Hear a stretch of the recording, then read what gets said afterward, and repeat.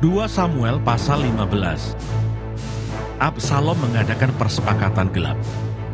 Sesudah itu Absalom menyediakan baginya sebuah kereta serta kuda dan 50 orang yang berlari di depannya. Maka setiap pagi berdirilah Absalom di tepi jalan yang menuju pintu gerbang. Setiap orang yang mempunyai perkara dan yang mau masuk menghadap raja untuk diadili perkaranya, orang itu dipanggil Absalom dan ditanyai, "Dari kota manakah engkau?" Apabila ia menjawab, "Hambamu ini datang dari suku Israel anu," maka berkatalah Absalom kepadanya, "Lihat, perkaramu itu baik dan benar.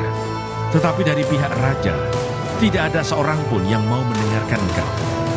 Lagi kata Absalom, "Sekiranya aku diangkat menjadi hakim di negeri ini, maka setiap orang yang mempunyai perkara atau pertikaian hukum boleh datang kepadaku, dan aku akan menyelesaikan perkaranya dengan adil.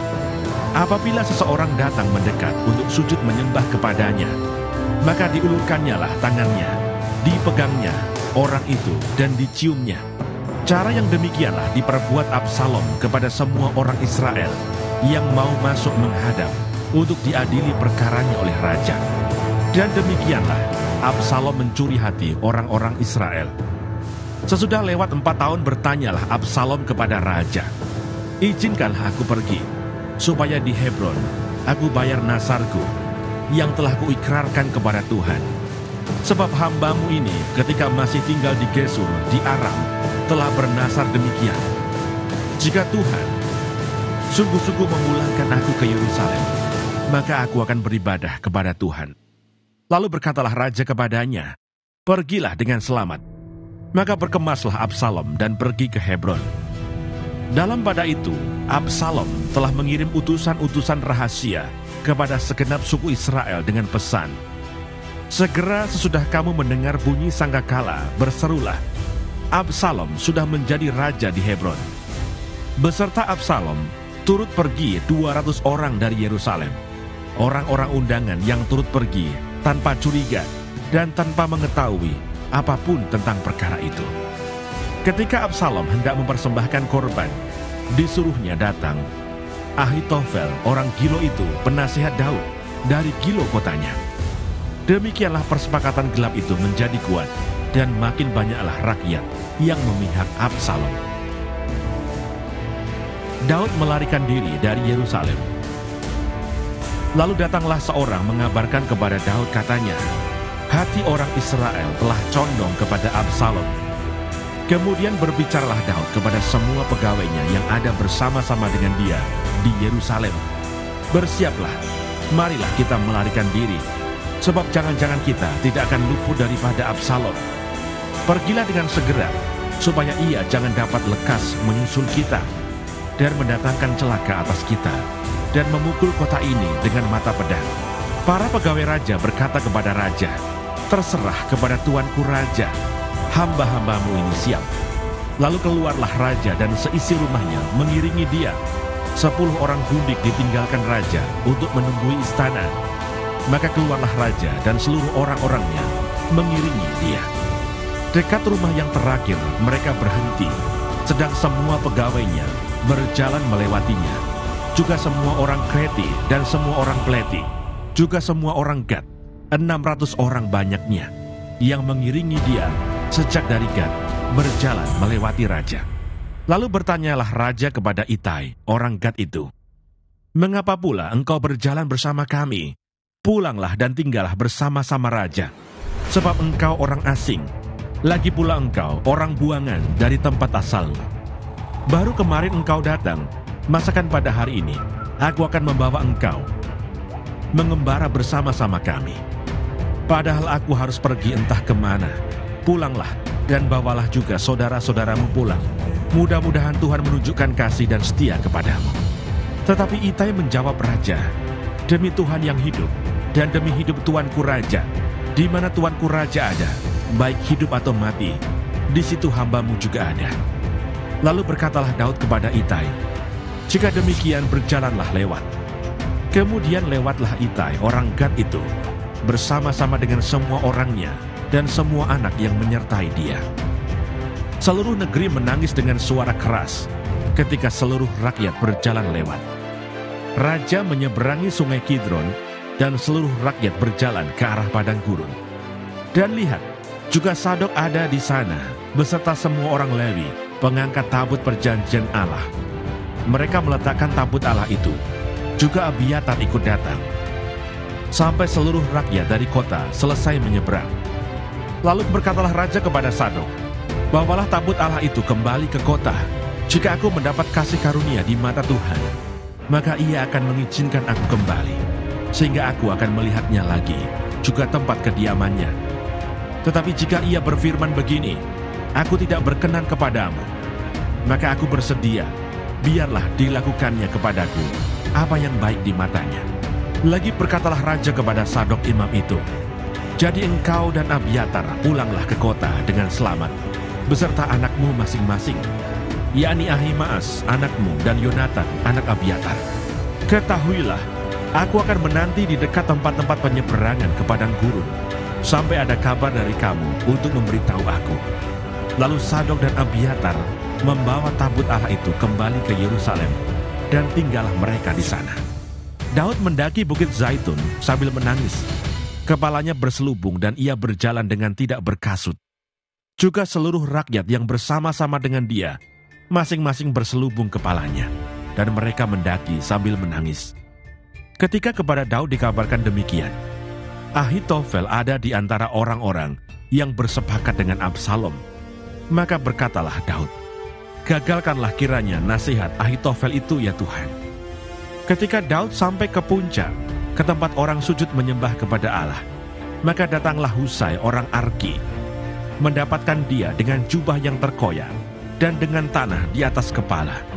Berkatalah Daud kepadanya, "Jika engkau turut dengan aku, maka engkau menjadi beban kepadaku nanti. Tetapi jika engkau kembali ke kota dan berkata kepada Absalom, 'Aku ini hambamu ya Raja, sejak dahulu aku hamba ayahmu, tetapi sekarang aku menjadi hambamu.' Dengan demikian, engkau dapat membatalkan nasihat Ahitofel demi aku. Bukankah Sadok dan Abiatar, imam-imam itu, ada bersama-sama engkau di sana?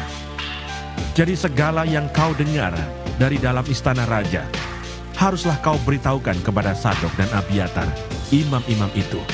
Ingatlah, di sana bersama-sama dengan mereka, ada kedua anak mereka, Ahimaas anak Sadok, dan Yonatan anak Abiatar. Dengan perantaraan mereka, haruslah kamu kirimkan kepadaku segala hal yang kamu dengar." Dan tibalah Husai, sahabat Daud, di Yerusalem, tepat pada waktu Absalom masuk ke kota itu. 2 Samuel pasal 16. Daud bertemu dengan Siba. Ketika Daud baru saja melewati puncak, datanglah Siba, hamba Mefiboset, mendapatkan dia, membawa sepasang keledai yang berpelana, dengan muatan 200 ketul roti, 100 buah kue kismis, 100 buah-buahan musim panas, dan sebuyung anggur. Lalu bertanyalah raja kepada Siba, "Apakah maksudmu dengan semuanya ini?" Jawab Siba, "Keledai-keledai ini bagi keluarga raja untuk ditunggangi. Roti dan buah-buahan ini bagi orang-orangmu untuk dimakan, dan anggur ini untuk diminum di padang gurun oleh orang-orang yang sudah lelah." Kemudian bertanyalah raja, "Di manakah anak tuanmu?" Jawab Siba kepada raja, "Ia ada di Yerusalem, sebab katanya, 'Pada hari ini kaum Israel akan mengembalikan kepadaku kerajaan ayahku.'" Lalu berkatalah raja kepada Siba, "Kalau begitu, kepunyaanmu lah segala kepunyaan Mefiboset." Kata Siba, "Aku tunduk. Biarlah kiranya aku tetap mendapat kasih di matamu, ya tuanku raja." Simei mengutuki Daud. Ketika Raja Daud telah sampai ke Bahurim, keluarlah dari sana seorang dari kaum keluarga Saul. Ia bernama Simei bin Gera.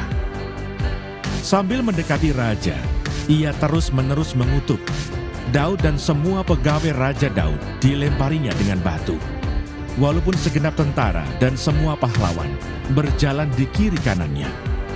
Beginilah perkataan Simei pada waktu ia mengutuk, "Enyahlah, enyahlah, engkau penumpah darah, orang Dursila. Tuhan telah membalas kepadamu segala darah keluarga Saul, yang engkau gantikan menjadi raja. Tuhan telah menyerahkan kedudukan raja kepada anakmu Absalom. Sesungguhnya, engkau sekarang dirundung malang karena engkau seorang penumpah darah. Lalu berkatalah Abisai, anak Seruya, kepada raja, "Mengapa anjing mati ini mengutuki tuanku raja? Izinkanlah aku menyeberang dan memenggal kepalanya." Tetapi kata raja, "Apakah urusanku dengan kamu, hai anak-anak Seruya? Biarlah ia mengutuk. Sebab apabila Tuhan berfirman kepadanya, 'Kutukilah Daud,' siapakah yang akan bertanya, 'Mengapa engkau berbuat demikian?'" Pula kata Daud kepada Abisai dan kepada semua pegawainya, "Sedangkan anak kandungku ingin mencabut nyawaku, terlebih lagi sekarang orang Benyamin ini. Biarkanlah dia dan biarlah ia mengutuk, sebab Tuhan yang telah berfirman kepadanya demikian. Mungkin Tuhan akan memperhatikan kesengsaraanku ini, dan Tuhan membalas yang baik kepadaku, sebagai ganti kutuk orang itu pada hari ini." Demikianlah Daud melanjutkan perjalanannya dengan orang-orangnya. Sedang Simei berjalan terus di lereng gunung, bertentangan dengan dia, dan sambil berjalan ia mengutuk, melemparinya dengan batu, dan menimbulkan debu. Dengan lelah, sampailah raja dan seluruh rakyat yang ada bersama-sama dengan dia ke Yordan, lalu mereka beristirahat di sana. Husai dan Ahitofel menghadap Absalom. Maka Absalom dan seluruh rakyat, orang-orang Israel, sampailah ke Yerusalem, dan Ahitofel ada bersama-sama dengan dia. Ketika Husai orang Arki, sahabat Daud itu, sampai kepada Absalom, berkatalah Husai kepada Absalom, "Hiduplah raja, hiduplah raja." Berkatalah Absalom kepada Husai, "Inikah kesetiaanmu kepada sahabatmu? Mengapa engkau tidak pergi menyertai sahabatmu itu?" Lalu berkatalah Husai kepada Absalom, "Tidak, tetapi dia yang dipilih oleh Tuhan, dan oleh rakyat ini, dan oleh setiap orang Israel, dialah yang memiliki aku, dan bersama-sama dengan dialah aku akan tinggal. Lagi pula, kepada siapakah aku memperhambakan diri? Bukankah kepada anaknya, sebagaimana aku memperhambakan diri kepada ayahmu? Demikianlah aku memperhambakan diri kepadamu." Kemudian berkatalah Absalom kepada Ahitofel, "Berilah nasihat, apakah yang harus kita perbuat?" Lalu jawab Ahitofel kepada Absalom, "Hampirilah gundik-gundik ayahmu, yang ditinggalkannya untuk menunggui istana. Apabila seluruh Israel mendengar bahwa engkau telah membuat dirimu dibenci oleh ayahmu, maka segala orang yang menyertai engkau akan dikuatkan hatinya.